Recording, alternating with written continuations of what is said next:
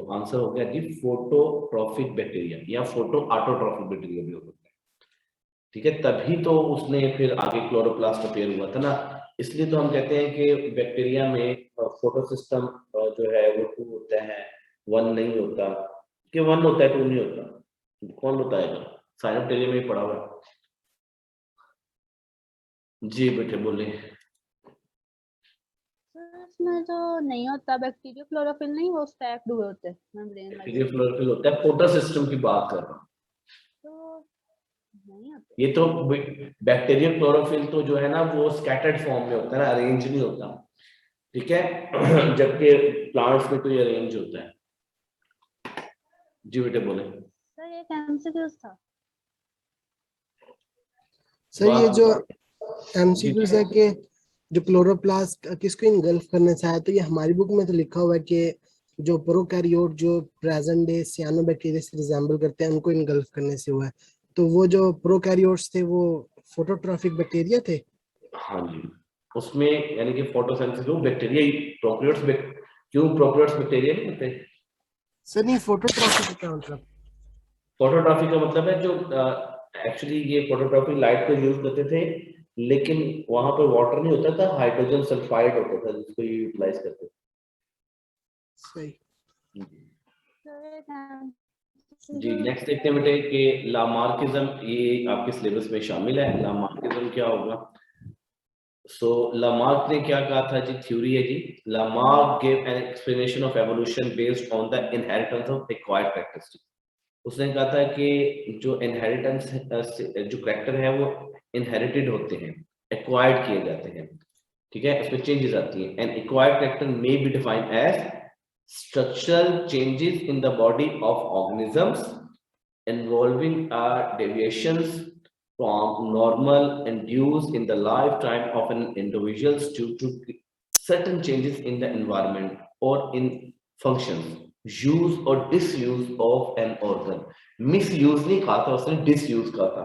अक्सर स्टूडेंट्स कह देते हैं जी ये मिसयूज लिखा हुआ है। मिसयूज तो आप अपनी जुबान भी बहुत करते हैं, तो क्या वो इवॉल्व हो गई है? नहीं करते। अब यहाँ पर ये बात याद रखने की है कि एक्चुअली लामार्क ने ये कहा था कि असल में एनवायरमेंट फ्लक्चुएशन हुई और उन एनवायरमेंटल फ्लक्चुएशन की वजह से जो ग्रास थी या जो एक लेयर थी वो खत्म हो गई।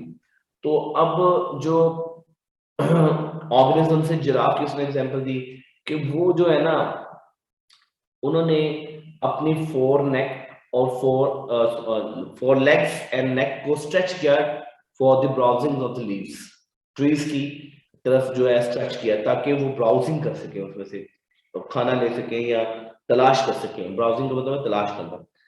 तो कहते हैं आहिस्ता आहिस्ता इसमें चेंज आता गया, सेल्स में मॉडिफिकेशन हुई जेनेटिक लेवल में, और जब उन्होंने आगे प्रोजेनी प्रोड्यूस की तो उसमें डिसेंट विद मॉडिफिकेशन हो गया।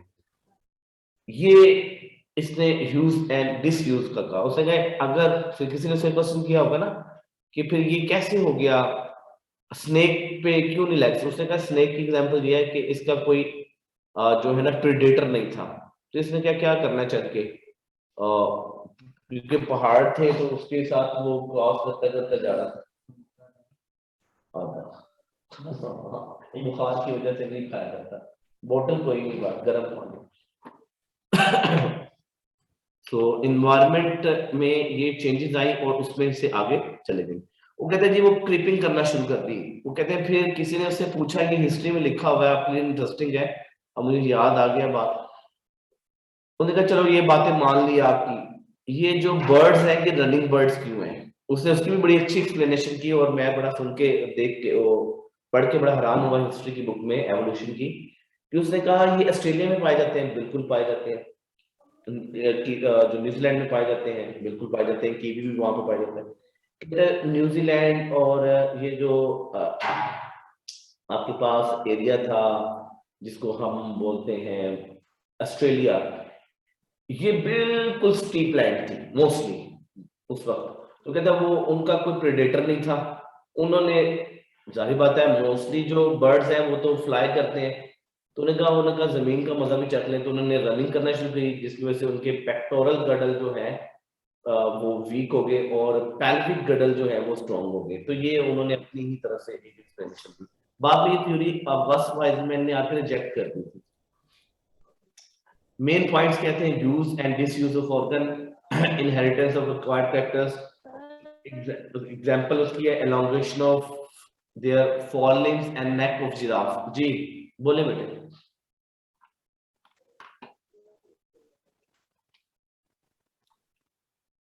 बोले बेटे। सर जो टेल की रिडक्शन है ह्यूमन में हाँ वो भी वो देखिए टेल की रिडक्शन जो है ना, ये तो एक भाई मैं आपको एक टेल बात की बताऊं, रिडक्शन ह्यूमन के अंदर वो भी किनके अंदर टेल की रिडक्शन हुई सर ह्यूमंस में कह रही है वो। बेटे? ये हमारे जब इसने ये एक्सप्लेनेशन की थी ना, ये जो इसने एक्सप्लेनेशन की थी, इसको कुछ भी पता नहीं था कि जेनेटिक्स क्या होती है, इसको मॉलिक्यूलर लेवल का कुछ नहीं पता था। असल में ये सब दो मजहब के दरमियान जो लड़ाई थी, मैं मजहबी बात नहीं करना चाह रहा, मैं किसी को हर्ट नहीं करना चाह रहा यहाँ पर, ज्यूइश और क्रिश्चियंस के दरमियान ये एक कंसेप्ट था। आपको पता है कि ये दोनों आपस में बहुत लड़े हैं, अब वो इकट्ठे हो गए हैं तो अब हम ही लड़ा रहे हैं। बहरहाल ये एक अलग बैलेंस है। तो वहां उनको कोई आइडिया नहीं था कि जीन्स क्या होते हैं, जेनेटिक्स क्या होती हैं, वो एनवायरनमेंट को करते थे। इसको हम एवोल्यूशन इर्तिका बोलते हैं कि उनकी आंखों के सामने ये चेंज हो रहा है। अब देख रहे हैं एक पर्सन है वो दुनिया में नया है तो वो विजुलाइज करता है, तो उन्होंने अपने आइडियाज दिए। तो ये सारे जो आइडियाज थे ना वो बेसिकली पॉलिटिकल थे और साथ में जो आप कहते हैं कि मजहब की बेस पे थे, आइडियोलॉजी की बेस पे थे।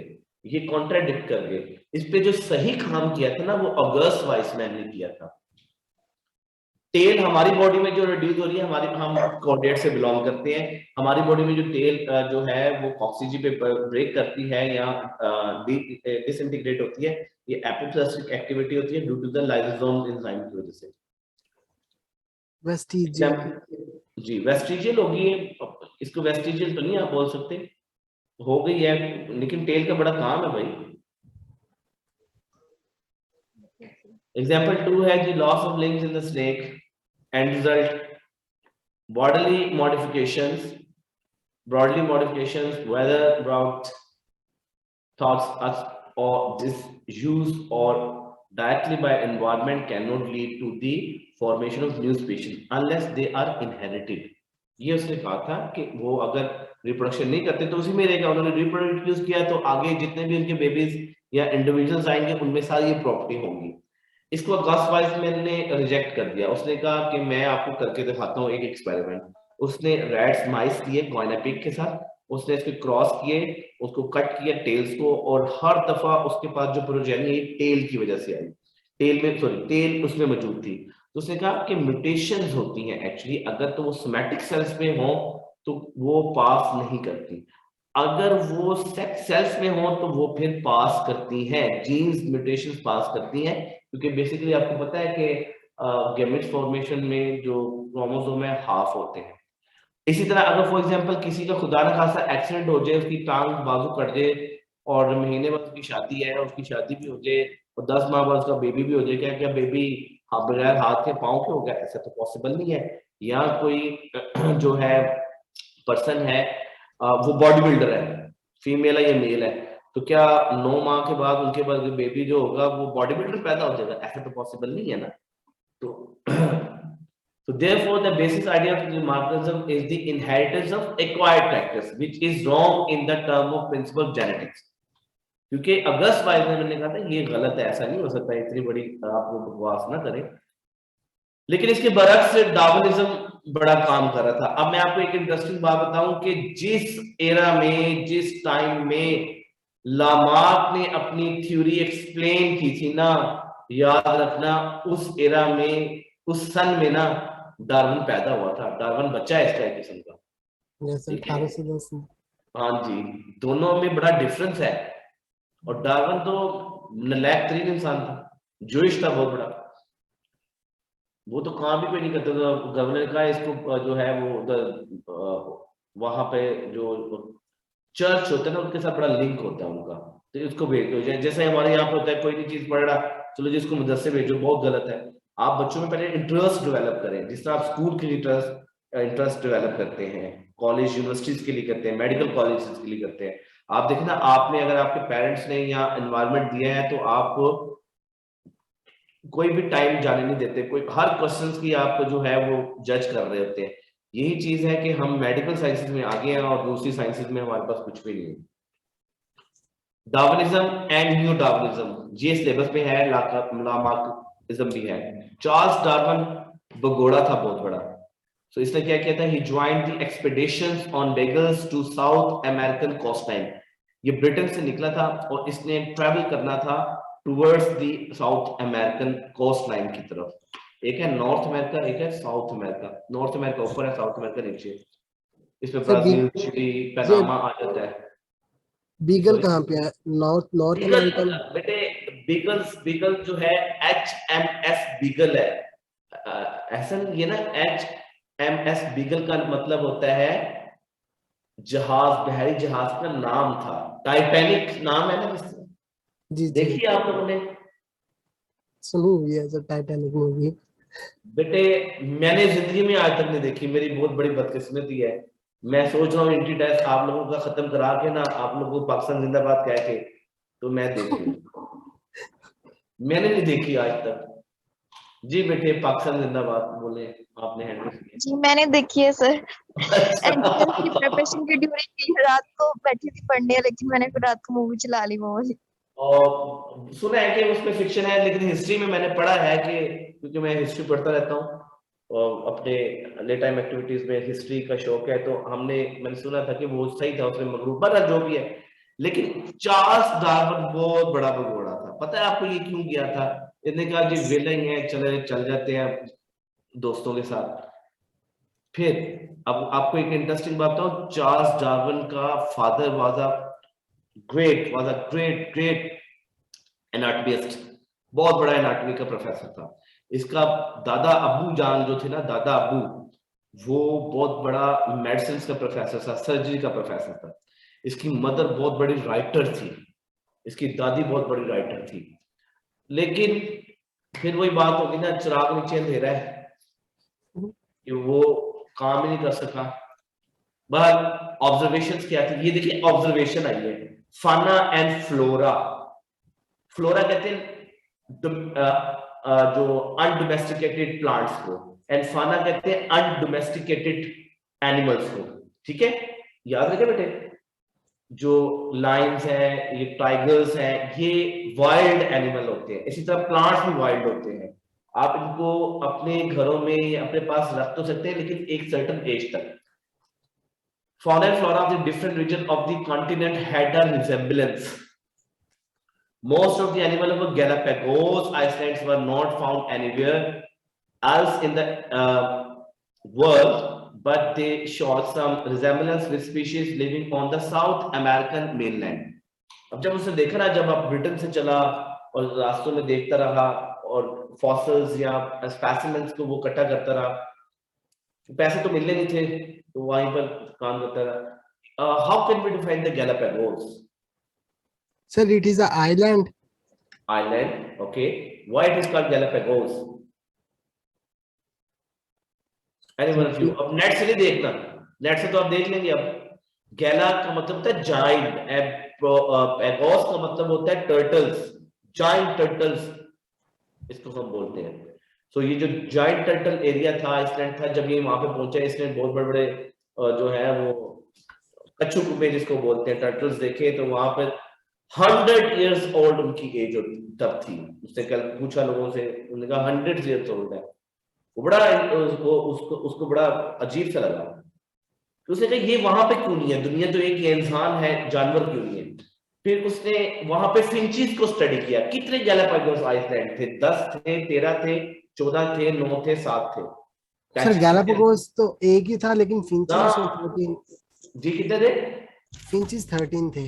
अच्छा, यही बात आप लोगों ने पढ़ी है, ये नूरुल हुदा को मेरे ख्याल से पता है। जी बेटे, सर 14 फिंचेस थी ना? 14 फिंचेस, उतने ही गैलापागोस के पैचेस थे। सर पीटीबी में 13 है। चले 13 लगा ले, लेकिन वैसे ये 14 थे। ये आपने मेरे नूरुल हुदा फेडरल में से बात बताई है।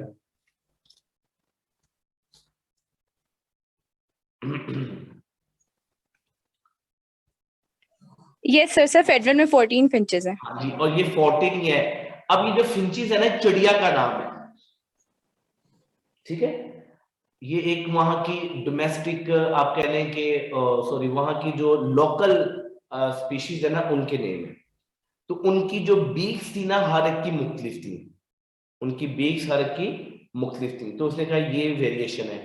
फिर दूसरी बात, जितने भी उसने ऑर्गेनिजम्स इकट्ठे किए, हलाल थे हराम थे, प्लांट से जानवर थे, स्नेक, कीड़े मकोड़े, उनको उसने खाया भी था, सबको टेस्ट भी किया था। ऑब्जर्वेशन थी ना उसकी, तो ऑब्जर्वेशन में आपको पता है ये सारी चीजें होती भी है।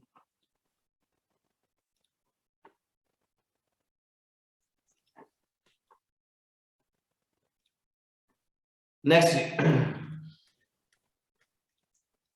conclusions क्या निकाली? Darwin perceived origin of species and adaptation as closely related processes. इसने फिर एक और थ्योरी भी दी थी। उसने कहा था कि अब आप लोगों ने कभी कैमल देखा है, सबने देखा है, उसकी सिंगल हम्प भी होती है, डबल हम्प भी होती है, पता है ना आप लोगों को?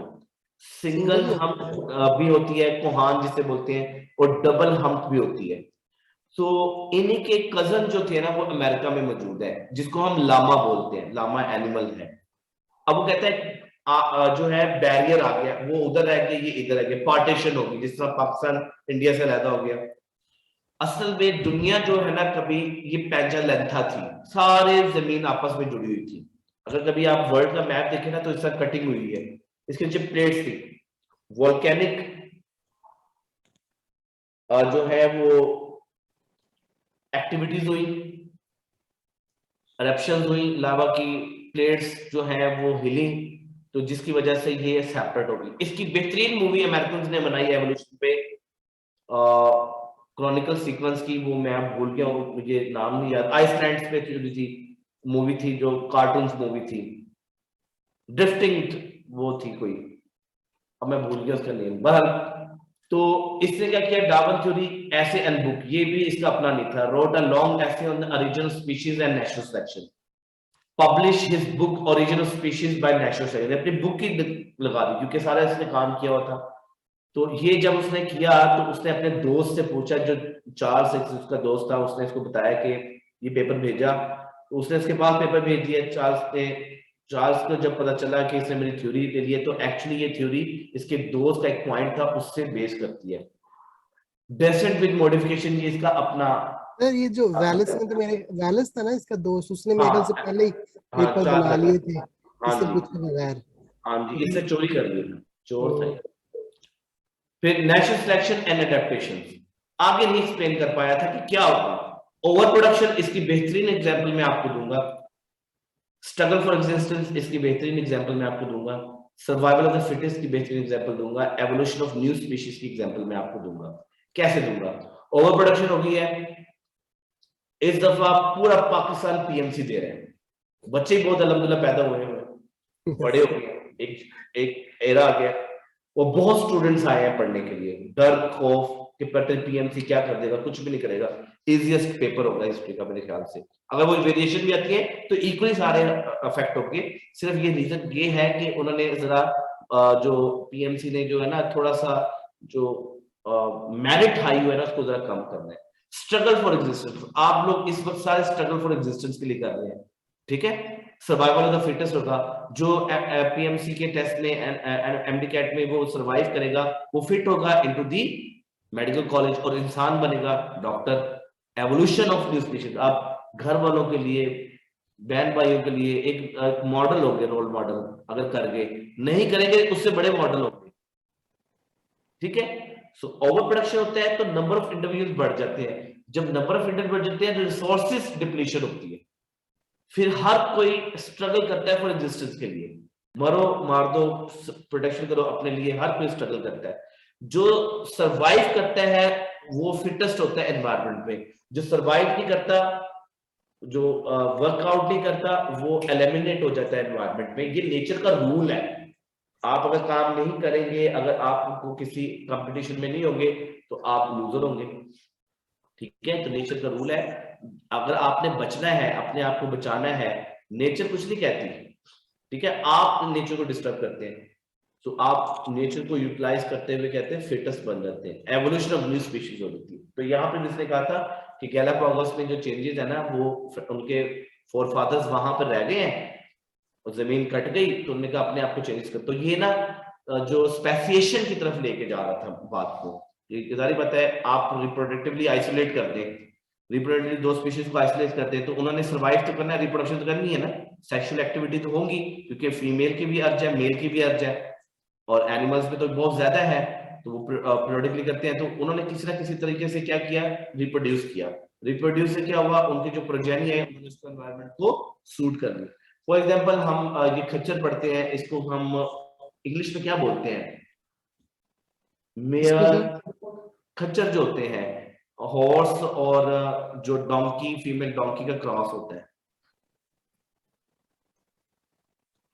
जी बुशरा बोले बेटे, म्यूल, म्यूल कहते हैं, म्यूल, मुझे याद आ गया। जी सर, मैं यही बताने लगी थी। अब ये जो म्यूल है जो है, ये बेसिकली ना तो ये घोड़ा है ना ये गधी की तरह का, ये इंटरमीडिएट फॉर्म आ गई है। अब जो म्यूल है ना, जो ऐसी स्पीशीज होगी वो रिप्रोड्यूस नहीं कर सकती, इनफर्टाइल होती है, no doubt they are closely related, ठीक है। फिर जी इसमें न्यू डार्विनिज्म एवोल्यूशन किस तरह से आगे की तरफ लेके गया, वही बात होगी सर, क्लाइंट फिल्टर वाली, वो दूसरे वाले डिजीज। क्लाइंट फिल्टर, हाँ, लेकिन देखिए क्लाइंट फिल्टर और जो ये सिंड्रोम है ना, ऐसा ये एक बात है, ठीक है, ये म्यूटेशन है, नो डाउट उसमें भी जो है मदर की ओवा जो है उसकी एज उससे बड़ा रिलेट कर रही होती है, ठीक है, वो सर्वाइव भी करते हैं नो डाउट, ठीक है, लेकिन वो म्यूटेशन के लेवल पे है, नो डाउट उसमें म्यूटेशन होती है, लेकिन वो सर्वाइव कर जाते हैं, लेकिन ये जरा कम ही सर्वाइव करते हैं। इसने जो थ्योरी एक्सप्लेन की ना, जो न्यू डार्विनिज्म आई है, जो बाद में एक्सप्लेन की है, palaeontology, taxonomy, biogeography, population genetics and other modern branches to frame new Darwinism. Darwinism और न्यू डार्विनिज्म में क्या है, इसने बेसिकली मॉडर्न साइंसेस को लिया गया, पैलेंटोलॉजी को, study of fossils of plants, animal, zoopalaeontology है, फाइटोप्लेंटोलॉजी है, टैक्सोनॉमी अरेंजमेंट है, बायोजियोग्राफी है, distribution of animal according to the origin है, पॉपुलेशन जेनेटिक्स है। हम ये आपको पता है, मैं आप लोगों को इंटरेस्टिंग बात बताऊं कि ये जो पाकिस्तान के कह रहे हैं कि कोविड के इतने पेशेंट आ गए, सबकी टेस्टिंग नहीं होती, हम इसमें ना एक टेस्ट लगाते हैं, काई-स्क्वायर टेस्ट, और आप लोग आज याद रखना है मेरी बात, अगर आप में से अल्लाह करे सब डॉक्टर बन जाए, तो आप लोग बगैर स्टैट्स के कोई भी पेपर कंप्लीट नहीं कर सकते। जब तक आपको स्टैट्स नहीं आएगी, तो स्टैटिकल रूल्स होते हैं कि आप सबका डाटा नहीं ले सकते, आप एक टेस्ट लगाते हैं और टेस्ट से पता चल जाता है कि इसकी वैल्यू ये होगी, ठीक है, एक्सपेक्टेशंस होती हैं, रियल डाटा नहीं होता, वो हम एवरेज लेते हैं। सो एविडेंस ऑफ एवोल्यूशन में जी साहब बताएं सर। लेकिन काई स्क्वायर से तो हम एक्सपेक्टेड और ऑब्जर्व्ड का वो नहीं निकालते कि हाँ, मतलब कर सकते हैं, ऑब्जर्वेबल लेकिन डिफरेंस है या नहीं है? बिल्कुल काई स्क्वायर से निकाल लेते हैं। आपने बीएससी, आपने ए लेवल्स किया हुआ है? जी सर। हाँ देखा ना, आ गया ना। तो आप मुझे बताएं कि काई स्क्वायर कब लगाते हैं आप?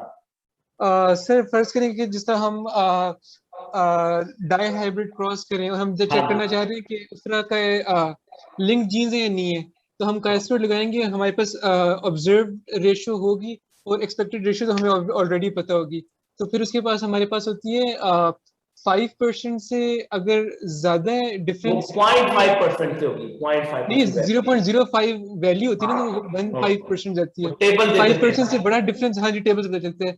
उसमें आपकी वो फ्रीडम का क्या, मैं लफ्ज भूल गया, डिग्री ऑफ फ्रीडम आपके पास भी होती है, कितनी है, कितना आगे जा सकता है, कितना पीछे आ सकता है। तो 5% से ज्यादा बड़ा डिफरेंस है तो फिर आपके पास एक कंसिडरेबल है, वरना उससे कम है तो फिर आपके पास नेग्लिजिबल है। और ये आप टेस्ट भी पढ़ा हुआ है, स्टूडेंट टी टेस्ट भी पढ़ा हुआ है सर, ये जब स्कैटर डायग्राम बनाते हैं उससे करते हैं। अच्छा सही सही सही, वेरी गुड। नेक्स्ट बेटे जी, biogeography, it is a geographical distribution of species है, रिलेशन विद एवोल्यूशन है, इसमें से पॉइंट इंपॉर्टेंट है। According to Darwin, island have many species of plants and animals closely related to species of the nearest mainland or neighboring Iceland, ठीक है, ये इसकी थी। Next, fossils records Fossils are either the actual remains or traces of organisms that live in ancient geological time period. हमारे पाकिस्तान में सबसे ज्यादा fossils जो मिलते हैं वो ये कालाचट्टा पहाड़ और ये जो साल्ट रेंज है, पिंडादन खान है, इस इलाकों से मिलते हैं। कभी ये दराय सिंध का हिस्सा थी, आज वहां पे फॉसिल्स पूरे पूरे मिलते हैं। ठीक है जी, फॉसिल्स कॉर्पस ने स्टडी किया, कार्बन डेटिंग से करते हैं ये, इसको हमें जरूरत नहीं है पढ़ने की। The succession of the fossils form its strong evidence in favor of ovulation. ये succession होगी ना, चेंज आ गया, पता नहीं देखो कितना साल समंदर का हिस्सा था, तो उसमें से आप खोदते जा रहे हैं आहिस्ता आहिस्ता आहिस्ता आहिस्ता, नीचे से हड्डियां पिंजर मिलते जा रहे हैं, तो उसमें सक्सेशन होगी। सक्सेशन जो है ग्रेजुअल चेंजेस आ जाती है एनवायरनमेंट में। एग्जाम्पल, लेकिन हम बैक्टीरिया को कैसे जज करते हैं? बैक्टीरिया तो यूनिसेलुलर है, वहां पे माइक्रोस्कोप, इलेक्ट्रॉन माइक्रोस्कोप लेके जाएंगे कि बैक्टीरिया इतने साल पुराना है और ये अभी लास्ट टाइम डिस्कवर भी हुए हैं पाकिस्तान में। तो बता सकते हैं how to detect fossil age of a bacteria, how to detect fossils of bacteria in any organism और एनी स्पीशीज? कौन बताएगा? कोमल शिराजी जी। सर स्पोर किसके स्पोर? कहां पर स्पोर्स होंगे? तो माइक्रोस्कोपिक होता है।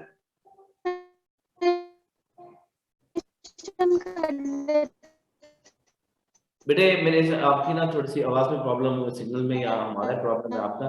तो याद रखिएगा जो एनिमल्स होते हैं ना उनके स्टूल होते हैं, वो स्टूल जब पास करते हैं, बोन्स होती हैं या उनकी इंटेस्टाइन्स होती हैं या उनके हेयर्स होते हैं, तो उनके साथ बैक्टीरिया से अटैच होते हैं, वो और स्पोर बना लेते हैं। स्पोर जो है वो एंडोस्पोर बनता है और एंडोस्पोर जेनेटिक मटेरियल के गिर्द बनता है, ये आप लोगों ने उसमें भी पढ़ा हुआ है। तो वो जब फॉसिल्स रिमूव करते हैं तो उसको अल्कोहल से वॉश किया जाता है, फिर देखा जाता है, इस तरह से इसकी एज फाइंड हो जाती है। नेक्स्ट है जी, evolution of horse provide an example of such a history. तो ये बेसिकली ये आपके पास फोर्स है, ये एक्चुअली क्रोकोडाइल का है। वैसे तो एवोल्यूशन ऑफ हॉर्स जो हुई है ना, वो हिप्पोस की जो हुई है वो बेसिकली हुई है गजाला से, एक ऑर्गेनिज्म था गजाला, ये लड़की का नाम नहीं है ये ना समझ बैठना, गजाला एक ऑर्गेनिज्म था, ये लाइक जिसका आपके पास 12 सिंगा टाइप होता है ना, उससे एवोल्यूशन हुई है। सर ये जो शोर है ये क्रोकोडाइल का वो है, क्या कहते हैं उसको? ये स्केलेटन है क्रोकोडाइल का है। ये ऐसे पड़े होते हैं? हाँ बिल्कुल ऐसे होते हैं, इसको ऊपर से मट्टी के थ्रू आहिस्ता आहिस्ता इसकी बर्श से मट्टी को उठाते रहते हैं और पूरा निकालना होता है। ये बड़ा काम होता है, ये आसान बात नहीं है इसको निकालना। असल में ये देखे ना व्हाइट नजर आ रहा है इसमें, ये कैल्शियम की प्रेसिपिटेशन हो जाती है, इसके साथ इम्प्रेगनेशन हो जाती है, कैल्शियम सॉल्ट और बहुत सी चीजें होती है। नेक्स्ट है बेटे, कंपैरेटिव एनाटॉमी इंपॉर्टेंट है, इसमें से एमसीक्यूज आ सकते हैं। होमोलोगस ऑर्गन है, functionally different but structurally similar. Function different है, स्ट्रक्चरली सिमिलर है। हम भाग सकते हैं अपने फोर लिम्ब से, नहीं, घोड़े भागते हैं बहुत तेजी के साथ। आपको पता है घोड़ा कभी बैठता नहीं है, कभी बैठा देखा घोड़े को? खड़े रहेगा, जब देखोगे गधे फिर भी बैठ देते, घोड़े नहीं बैठते। बहुत स्विफ्ट एनिमल है वो, सोता भी कम ही है। होमोलॉगी सेम को बोलते हैं जी, लगता है आपने देख लिया। नो सर ये पूछ रही हूँ कि वो सोता भी खड़े होके सोता भी खड़े होके। अल्लाह ताला ने उसने सिस्टम ऐसे बनाया। और एवोल्यूशन पता क्या कहती है? एवोल्यूशन ये कहती है कि जिस एनवायरनमेंट में ये रहता था ना, ये वाइल्ड है, तो इसको हमने टैम्ड एनिमल में ले आए। टैम्ड एनिमल होते हैं जिनको हम ट्रेन कर सकते हैं। सो ये वाइल्ड था और इसका जो है ना वो बहुत ज्यादा वो था, इस पे अटैक की बहुत कोशिश करते थे, जारी बात है। तो इसने कहा मैंने क्या करना है, खड़े बैठ के मैं चलता फिरता रहता हूँ। इसलिए ये पावर का भी है, पावर भी इसमें शो होती है, बहुत ज्यादा पावरफुल होता है। होमोलॉगी कहते हैं basically similarity in characteristics resulting from common ancestors. Example देते हैं जी, same skeletal elements in the forelimbs of the human arms, cats, forelegs, wheels, flippers। अब व्हील जो है वो कितनी बड़ी है और उसके फ्लिपर्स देख लें, वो तो उसमें हड्डियां होती हैं। बैट स्विंग्स सेम, लेकिन फंक्शन डिफरेंट है। याद रहेगा बेटे, फंक्शन हर एक के डिफरेंस होते हैं। फॉर एनालॉगस ऑर्गन्स क्या होते हैं? जिनके फंक्शंस अलाइक हो बट स्ट्रक्चर डिफरेंट हो, एक जैसे नजर आते हैं लेकिन काम नहीं एक जैसे करते। एग्जांपल है wings of the bats, birds and insects, function like है, मूवमेंट, फ्लाई करना है, लेकिन जो इनके इनसाइड स्ट्रक्चर्स हैं वो मुख्तलिफ होंगे। ये तो आपको एनालॉगस की एग्जांपल आ गई, होमोलॉगस की एग्जांपल आ गई है बैट्स की। अब ये देखो wings of bats, birds and insects, आगे आ जाएगी कोई? अच्छा यहाँ पर नहीं आ रही, ठीक है। इनमें यानी ये रेड वाली क्या है? Humerus or femoris? अब बोन्स लेकिन तकरीबन सबकी सेम ही है, ठीक है। Humerus. वेस्टिजियल ऑर्गन किसे बोलते हैं जी? Such organs are historical remnants of the structures that had important function ancestors but are no longer essential. पहले कहीं हमारे आबाओ इसको यूज करते होंगे, अब नहीं करते। अब हम तो नहीं करते, हमारी निकेटेड मेम्ब्रेन हो गई ऐसी। लेकिन आपको याद, आपने कभी किसी कैमल को देखा, उसकी आईज पे लैशेस बड़ी बड़ी होती है, एक तो खवातीन कर लेती हैं, एक वो खुद ही तौर पे उनकी बड़ी होती हैं। तो अपनी आई लैशेस को जब वहां पर कोई विंड चलती है ना, स्टॉर्म्स वगैरह आते हैं, साइक्लोन्स वगैरह आते हैं, टॉर्नेडोज आते हैं, तो ये अपने आईज को क्लोज कर लेता है। इसके ऊपर निकेटेड मेम्ब्रेन भी होती है, बहुत से एनिमल्स के ऊपर निकेटेड मेम्ब्रेन होती है, बर्ड्स में ये अभी भी मौजूद है, लेकिन बहुत से ऑर्गेनिज्म में ये पास्ट फ्यूचर्स में ये यूज करते रहे हैं और ऑफ्टन न्यू नहीं कर रहे इसको। एग्जांपल है इसकी वर्मीफोरम अपेंडिक्स। अब हम अपेंडिक्स की बात करते हैं। वर्मीफोरम अपेंडिक्स जो है in carnivorous, ear muscle in man. Ear muscle in man में हमारा तो वैसे कोई काम नहीं है, खवातीन इसको यूज कर सकती हैं, लेकिन यहाँ पर रिसेप्टर्स होते हैं। वर्मीफोरम अपेंडिक्स अगर किसी की निकल भी जाए तो कोई मसला नहीं है। अमेरिका में जो सी सेक्शन फीमेल करवाती है, वो नॉर्मल डिलीवरी करवाती है, वो साथ में कहती है ये भी रिमूव कर दो क्योंकि टाइम बॉम्ब है। बात वर्मीफोरम अपेंडिक्स जो है ये हमारी बॉडी में इम्यूनिटी में रोल प्ले करती है, एंटीबॉडीज बनाती है, ई टाइप एंटीबॉडीज होती है, ठीक है। लेकिन इसमें अगर परफोरेशन हो जाए मटेरियल की, क्योंकि सीकम के साथ ये है, फूड वगैरह कोई अनडाइजेस्टेड फूड जो है वो इसमें चले जाए तो इसमें इन्फ्लेमेशन हो जाती है, जिससे अपेंडिसाइटिस बोलते हैं। और ये जो जब बर्स्ट करती है ना तो इंटरनल कैविटी बॉडी की वो बहुत ज्यादा प्रॉब्लमेटिक हो जाती है। वो एक किस्म का आपके पास आप ये कह सकते हैं कि वो प्रॉब्लम में चले जाती है, जिसकी वजह से इन्फेक्शन के चांसेस बढ़ जाते हैं। नेक्स्ट देखते हैं इसमें, ये आपके पास एक वेस्टिजियल पेल्विस है, ये एक फिश बनाई है, ठीक है। इस फिश में ये देखें, ये इसके पास वेस्टिजियल पेल्विस है, लेकिन क्योंकि ये अब अपने टेल को यूज कर रहा है तो पेल्विस का काम खत्म हो गया।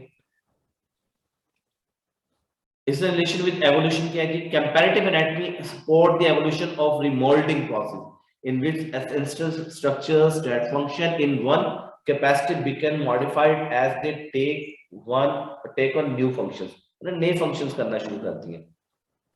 मे बी वो एवोल्यूशन की पॉइंट ऑफ व्यू से कहता है कि वर्मीफोरम अपेंडिक्स जो है ना, हमारे फोरफादर्स जो है कच्चा गोश्त खा जाते थे, आदमखोर थे, इसके मुताबिक ह्यूमन सिविलाइज नहीं थे। तो उनमें जब वो इनटेक करते थे ना इस मीट को, ज्यादातर मीट में बैक्टीरिया भी होते हैं, प्रोटिस्ट भी होते हैं, तो वर्मीफोरम अपेंडिक्स जो थी ना, अपेंडिक्स जो थी वो केमिकल रिलीज करती थी, वो उसकी वजह से उनके बैक्टीरिया वगैरह की वहां पे ग्रोथ नहीं हो पाती थी, बीमार नहीं होते थे। अब आप कच्चा गोश्त खा लें तो अल्हम्दुलिल्लाह 2 दिन 3 दिन वॉशरूम में ही रहेंगे, मोशन स्टार्ट हो जाते हैं, डायरिया हो जाता है। Comparative embryology, so study of animal development from fertilized egg to formation of all major organs is called embryology. Relationship evolution, comparative embryology can often establish homology among structures. जारी बात है, chordates में frontal pouch, holodosal nervous system मौजूद होता है, ठीक है जी। Example है, all vertebrates embryo go through a stage in which they have gill pouches on the side of their throats. हमारे अंदर ये जी जी जी सर हमारी बुक में ना वेस्टिजियल ऑर्गन का लिखा हुआ है, ये भी होमोलोगस ऑर्गन है, तो मतलब ये किस तरह, मतलब किसका होमोलोगस इसके साथ होगा, लाइक कैसे स्ट्रक्चर सेम होगा? किसके मुताबिक कह रहे हैं आप? हमारी बुक में लिखा, और सर ने जब एलएमएस में भी सर लेक्चर दे रहे थे तो उन्होंने भी कहा था कि जो वेस्टिजियल ऑर्गन है ये होमोलोगस ऑर्गन ही है। होमोलोगस ऑर्गन्स ये हैं कि दूसरे ऑर्गेनिजम्स में भी ये मौजूद हो सकते हैं, लेकिन उनमें फंक्शन कुछ और है, हमारे बॉडी में फंक्शन कुछ और है, ठीक है। पास्ट प्रीवियस में भी ऑर्गेनिज्म जो एनिमल्स थे या जो फोरफादर्स में थे उनमें ये मौजूद था, लेकिन उनमें फंक्शन कुछ और था, हमारे बॉडी में इनका फंक्शन कुछ और है, वहां पे ये बता रहे होंगे। ठीक है जी। एम्ब्रियो की गिल पाउचेस जो है वो मेल और फीमेल जो सब एनिमल्स में इकट्ठे हैं। यही गिल पाउचेस जो है ये यूस्टेशन ट्यूब बनाते हैं। हमारे अंदर कान नाक गले की एक ही ट्यूब बन जाती है, जबकि कुछ ऑर्गेनिज्म ये गिल्स पाउचेस जो है वो ऑपरकुलम बना लेते हैं। ठीक है। अब ये देखें कि शार्क की एम्ब्रियोलॉजी है, ये लिजर्ड की एम्ब्रियोलॉजी है, ये चिक एम्ब्रियोलॉजी है, पिग है और ह्यूमन है। इन सब में सोमाइट्स हैं, ये आपको नजर आ रही है, ये सोमाइट्स होती हैं, सब में टेल्स मौजूद हैं। और आहिस्ता आहिस्ता ये क्या हो रही है, देखें ट्यूब्स, ये एयर बन गया, कान नाक गला बन गया, किसी में ये जो है शार्क्स में ये जो है वो ऑपरकुलम बन जाएगा, ये गिल स्लिट्स बन जाएंगी। ठीक है, तो ये बेसिकली क्या बताती है कि हमारा जो प्लान ऑफ डिवीजन है होलोब्लास्टिक से सेम चल रहा है। नेक्स्ट है बेटा जी मॉलिक्यूलर बायोलॉजी। मॉलिक्यूलर बायोलॉजी क्या है? Study of biochemical structures and function of organism eight molecular level. इसका सारी बात है, आप लोगों को एवोल्यूशन के पॉइंट ऑफ व्यू से इसको देखना है कि डीएनए और proteins in their genes and gene products. इसी वजह से हम थोड़ा सा ये भी करते हैं कि बैक्टीरिया में किसी और का जीन्स ऐड करके इंसुलिन बना रहे हैं। ठीक है, तो ये सिमिलरिटी तो है मॉलिक्यूलर बायोलॉजी के लेवल पे। तो अमीनो एसिड तो एक जैसे मिल रहे हैं, प्रोटीन पे हाँ उनकी प्रोडक्ट डिफरेंट हो सकती है हर एक की। Example a common genetic code है मोस्टली, लेकिन डीएनए याद रखिएगा, डीएनए के जेनेटिक कोड और जो माइटोकॉन्ड्रिया के हैं वो डिफरेंट होते हैं थोड़े से। Cytochromes one of the most important one. Cytochrome वो एक रेस्पिरेटरी प्रोटीन है जो कि तमाम अराबिक स्पीशीज में है, bacteria, plants, animal, mitochondria, plastids सब में से। और एक काम है इलेक्ट्रॉन को ट्रांसपोर्ट कराना और पंपिंग भी करना। ये साइटोक्रोम सी ऑक्सीडेज होती है पूरी, यहाँ पे पूरा नाम भी लिखा। जी जी सर, ये एमसीक्यूज अगर आ जाए कि मोस्ट इम्पोर्टेंट जो है रिकॉर्ड ये एवोल्यूशन के बारे में, तो हम फॉसिल का कहेंगे, फिर ये एम्ब्रियो इसका एम्ब्रियोलॉजी का तो नहीं कहेंगे, मॉलिक्यूलर या फिर ये मॉलिक्यूलर साइटोक्रोम सही। Gill pouches in human development into, तो वो किस में होते हैं? यूस्टेशन ट्यूब में। सैरेंक्स बर्ड में होता है, इसलिए वो मेलोडियस साउंड प्रोड्यूस करते हैं, male birds not the female. Female birds कभी भी, फीमेल बर्ड्स होती हैं वो नेचुरली जो है वो खूबसूरत नहीं होती, ना वो मेलोडियस साउंड प्रोड्यूस करती है, ना वो जो है कोई नेस्ट जो बनाती है, बिल्कुल भी ऐसा कोई काम नहीं करती, सिर्फ वो एग ले करती है। ये सारे काम मेल करता है। मेल गाना भी गाता है उसके लिए, घर भी बनाता है उसके लिए, और दाना भी लेकर आता है, और अपने आप को कलरफुल भी रखता है ताकि सिलेक्शन हो सके। फीमेल सिलेक्ट करती है बर्ड्स को। ठीक है, लेरिंग्स हमारी बॉडी में है, हमारी बॉडी में लेरिंग्स यानी आपको पता है कि इस पे टेस्टोस्टेरोन का लेवल जितना ज्यादा स्ट्रॉन्ग करेगा ये इतने ही साउंड प्रोडक्शन में इंपॉर्टेंट होगा। फेरेंक्स आपको पता है क्या है? In which of the following gives the correct order for the evolution of vertebrates? Fish, reptiles, mammals, amphibians हो सकता है, amphibians, reptile, fish, mammals हो सकता है, reptile, fish, mammal, amphibians होगा, या fish, amphibians, reptile, mammal होगा। कौन करेगा इसका आंसर? अच्छा जी कर ले जी, आप डेल्टा। डेल्टा, अच्छा जी डेल्टा। एलिना आप बोले बेटे। सर मेरे मुताबिक तो बीटा है। बीटा है, चले बोले जी। डेल्टा। देखिए फिश जो है एक्वेटिक है, फिश से एम्फीबियंस आए। अब वो एक्वेटिक है भी नहीं भी है, लेकिन रिप्रोडक्शन हमेशा वाटर में करेंगे। कुछ फिर वहां से रेप्टाइल्स निकले।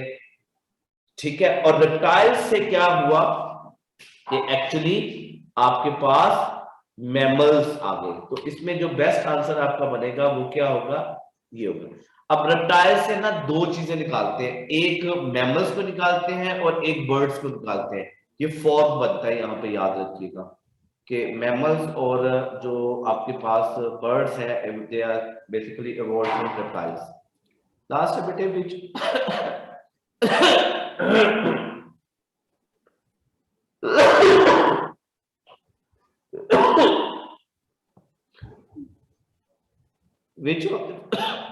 which of the following is considered to be a human vestigial structure? Appendix, pelvis, chromosome, eyebrows। तो appendix है। Most fossils are found in, किस में होंगे? 3 तरह की रॉक्स होती हैं, इग्नियस रॉक होती हैं, सेडिमेंट्री रॉक्स होती हैं, और जो है दूसरी रॉक्स होती है इसको मेटामॉर्फिक रॉक बोलते हैं, यहाँ पे लिखी नहीं हुई। इग्नियस रॉक जो है बेसिकली डायरेक्टली लावा से बनती है, और जब लावा जो है वो ठंडा हो जाता है तो उससे सेडिमेंट्री रॉक्स बनती है। इग्नियस रॉक और सेडिमेंट्री रॉक्स के दरमियान में एक रॉक्स बनती है जिसे मेटामॉर्फिक रॉक बोलते हैं, जो चेंज हो सकती है इग्नियस में भी और सेडिमेंट्री में। तो यहाँ पे बेस्ट आंसर है सेडिमेंट्री रॉक्स। जब आप कभी ये इधर जाए ना साल्ट रेंज में, तो यहाँ पर जाके देखें तो वो प्रेसिपिटेशन हुई है, ऊपर नीचे इस तरह से लेयर्स बनी हुई है। Cytochrome C is found in all aerobic organisms में होगी। बस ठीक है, देखिए बेटे इंशाल्लाह जो है कल मुलाकात होगी। आजादी मुबारक सबको, एंजॉय करें, और कल जो है हम डिस्कशन भी करेंगे कुछ। जी बोले बेटे। सर कल क्या करना है, मतलब जेनेटिक्स वाला? हाँ जी जेनेटिक्स वाला, उसमें हमने सबसे पहले लॉज पढ़ने हैं, और ये कल या परसों आखिरी क्लास होगी। मे बी क्योंकि मैं जो है ना बहुत बीमार हूँ, तो मैं सारी क्लासेस जो है ना वो बैठ के पढ़ा रहा हूँ, क्योंकि मेरे खड़े होने की ताकत नहीं है। मेरे ड्राइवर मुझे लेने आता है, मेरा ड्राइवर मुझे लेके जाता है। तो आप लोगों से बड़ी माजरत के साथ मैं बोर्ड पे नहीं आ पा रहा, क्योंकि मेरी इसकी रीजन ये है कि मैं बहुत ज्यादा बीमार हूँ। सिर्फ क्लासेस के लिए यहाँ पर आ रहा हूँ, फिजिकल क्लासेस में मैं भी नहीं जा रहा, क्योंकि यहाँ पर बैठ सकते हैं, फिजिकल क्लासेस में बैठ नहीं सकते। जी मोमिना बोले बेटे। जी सर आज ये एवोल्यूशन वाला चैप्टर कंप्लीट हो गया पूरा? जी बेटे इतना ही है, ये तो मैंने बहुत लेंथी पढ़ाया आपको, इसमें तो कुछ भी नहीं है। जी बेटे एमसीक्यूज इसी तरह आएंगे जिस तरह भी हमने हाँ जी, प्रैक्टिस की बिल्कुल है, इससे ज्यादा डिटेल तो नहीं है। इससे ज्यादा डिटेल क्या दे सकता है वो, इससे ज्यादा डिटेल तो मैंने आपको बता दिया।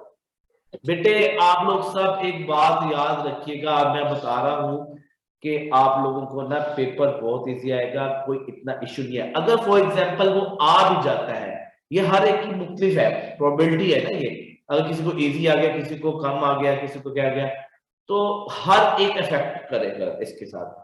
तो बस आप अल्लाह ताला से दुआ करें कि अल्लाह ताला जो है वो आप लोगों को हिम्मत दे कि आप लोग ये कर जाएं, क्योंकि जितने आप ज्यादा परेशान है उससे ज्यादा हम परेशान है। कि अगर फॉर एग्जांपल हमने आपको वो चीज नहीं बताई तो आप लोगों की प्रॉब्लम हो जाएगी कि टीचर ने नहीं बताया था या इंस्टीट्यूट ने नहीं बताया था। तो आप लोगों का एक एक जो है पॉइंट वो बड़ा इसमें मायने रखता है, एक एक एमसीक्यू बड़ा मायने रखता है। ठीक है, सो दुआ करें कि अल्लाह ताला सबको सेहत भी दे और अल्लाह ताला सबको पास भी कर दे। मेरी दुआ करेगा, बहुत बीमार हूँ कुछ अरसे से, तो अल्लाह ताला मुझे सेहत दे दे। आमीन सर। अल्लाह हाफिज़। अल्लाह हाफिज़ सर।